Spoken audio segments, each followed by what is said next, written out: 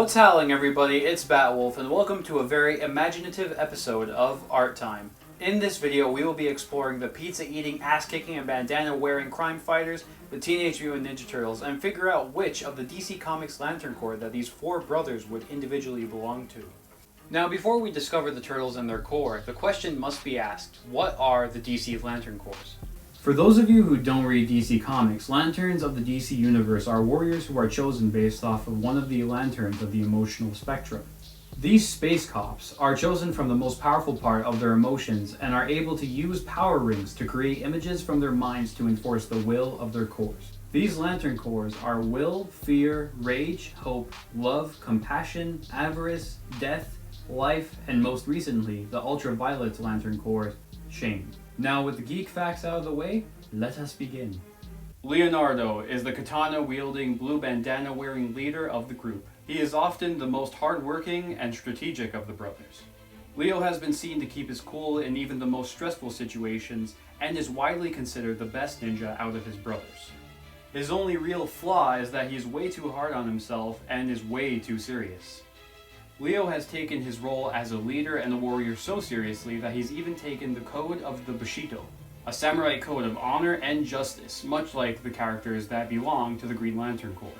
Leonardo is a Green Lantern because of his unbelievable will in the face of loss, danger, and pain without any fear.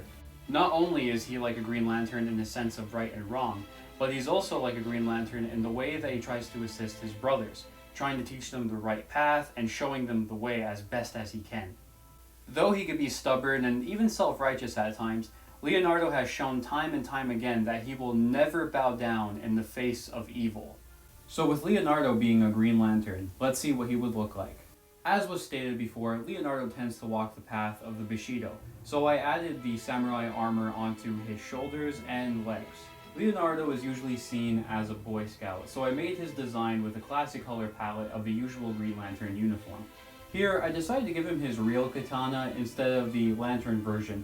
My reasoning for this is while I believe Leo would be fully committed to the Green Lanterns, I felt that he would still want to use and trust in a weapon that keeps him grounded and reminds him of where he comes from. Also, it helps to have a backup weapon in case the battery runs out on the lantern ring, which we know can tend to happen. Now, as I was drawing this picture, I knew I wanted Leo to be using his sword as he flew. But as I was finishing up, I noticed that he wasn't just flying towards something, but rather attacking something. So with the blended background of space, I added some cool yellow energy as the yellow lanterns are the natural enemies of the greens. With the enemy drawn and Leo on duty, here is Leonardo, the Green Lantern. Michelangelo, the nunchuck master and wearer of the orange bandana. Mikey is the youngest of the Turtles, and though he is the most distracted of the group, he is the most naturally skilled in the art of combat. Though he is easily distracted, Mikey always comes through for his family, and is usually the one who lifts their spirits with jokes and his lightheartedness. These qualities all seem to go hand in hand with those of the Blue Lantern Corps of Hope. While ordinarily Blue Lanterns are known to be very zen, I find out of all the Turtles, Mikey is the only one who can clear his mind at a whim and not be so stressed out like his brothers. Some might call him dumb, but as long as he can hold a weapon and stand on his 2 feet, Mikey is just as skilled and a hero as his brothers. So with the design, I tried to make it so that through Mikey's time as a Blue Lantern, he would be able to use the massive effects that meditation has. With the pose, I had a little bit more trouble with this one than I did with Leo's design. I found that he was looking a little too big in some places and ended up looking more like a child. But through trial and error, I managed to find the right level of muscle and size for his build. One of my favorite things I did in this design was the coloring, as I just love the blues that the Hope Lanterns use.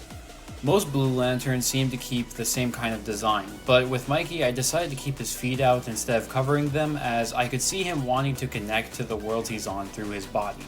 For the background, I first wanted to do a scene in the waterfalls of the Blue Lantern's homeworld, but I ultimately decided that it would be much cooler to see him in the skies of the planet to combine the cool blue colors, and while he's relaxed, have his head in the clouds.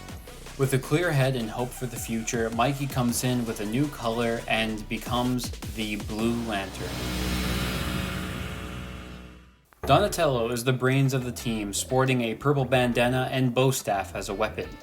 When not training or out on patrol with his brothers, you will often find this turtle tinkering with machines and inventing new gadgets for his team to use later. Through the years, there have been numerous versions of these characters and new styles and personality quirks. However, through my analysis of Donnie, it seemed none of his emotions really stood out as a core emotion that could use for all versions of the smartest turtle. The two things each version has in common is one being that he uses a staff and two being his intelligence. Some were a little more laid back, others were more loving, and others were a little bit more on the angry side. But there wasn't a core emotion that really seemed to stand out. So, I looked at how he would use said intelligence and discovered that in most versions, he's always preparing for the future and designing things to keep his family safe. He doesn't only seem to make these machines for missions, but rather because he cares about them. He shows so much compassion for his plans, family, and future of the city that it's not just as simple as hope or love, but more of a sense of purpose that he puts on himself. With that crucial piece of evidence and the lack of more excessive personality traits, Donatello was chosen to be an Indigo Lantern Corps of compassion. Ironically, out of all of the lanterns, the Indigo Lanterns use staffs instead of rings and have a close color that Donatello uses. Now, I knew I wanted to integrate the staff into the pose, but like Mikey, I struggled with the muscle size for his body. So remembering him as the nerd of the team, I imagined that Donnie doesn't spend as much time training as the others, and would focus more on cardio and legs to keep his enemies at a distance with kicks and staff strikes. Funny thing is that I wasn't really looking forward to making this design, as Donatello is not my favorite turtle. What's funny about that is though he's my least favorite turtle, I actually put the most effort into getting his body and design right. As the design continued and I nailed the stance I wanted, the clothing style came in pretty easy and the staff came hand in hand with that. Now, because I was so focused on the design and stance, I had no idea what I wanted the background to be. So I worked with the stance I had created and rolled with it, making it so that Donatello would use his new power, compassion, and infinite possibilities to light up a dark environment. Using said power and blending the whole thing together, here we have Donatello the Indigo Lantern. Raphael is the cool but crude muscle of the team, using a red bandana and one of the coolest weapons ever, the saws. When it comes to his emotions, he's been known to range between a hothead or a borderline psycho. However, that doesn't mean that he only has rage by his side. Raphael has been seen to be a caring warrior to those who cannot defend themselves, does not like injustice, and stands for what he believes in. The question about his anger is not how much he has, but rather how he uses it. He has revealed in the past to be angry out of love and pushing his loved ones to make them better, and has shown utterly incredible will in the face of unbeatable odds. And in the last Ronin comic, he had taken an army of foot ninjas, fought the leader of the Foot Karai to the death, and endured numerous injuries while fighting this army by himself. Now I know what you're thinking. He's in the Rage Lantern, how could you be so blind? Ah! Yes, I know, but I didn't want to just limit his character based off of the anger he carries. I think he's a little more complex than that. That said, for Raphael, I was deciding between the love, will, and yes, Rage Lantern Corps. Fortunately, I had remembered in recent comics another hothead yet caring Green Lantern, Guy Gardner, had recently transitioned between the Green Lanterns to the Red, as he was sick of the restraints they put on him for enacting justice. I believe this fits Raphael perfectly, being a Green Lantern Corps for his unstoppable willpower, but eventually moving to the Rage Lantern Corps and using the iconic Berserker character traits that we know and love him for. So for the muscle of the team, rage burns within him and the Red Lanterns call to him. Originally, when I had designed Raphael, I wanted to make him in a stance full of rage like Marvel's Wolverine. But as I started to play around with the face and the outline, I had realized that he looked as if he was full of pain. So I rolled with it and decided that I would draw him as if he was just turning into a Red Lantern. I gotta say, I really enjoyed working on this one. It was the quickest of the bunch, and it was one of those drawings that just kept getting better and better with each line and color added.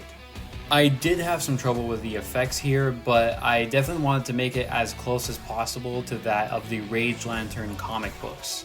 And I have to say, I am pretty happy with how it came out. With the raw emotion and pretty cool stance, this image came to a close and Raphael the Rage Lantern was born. Thanks for watching.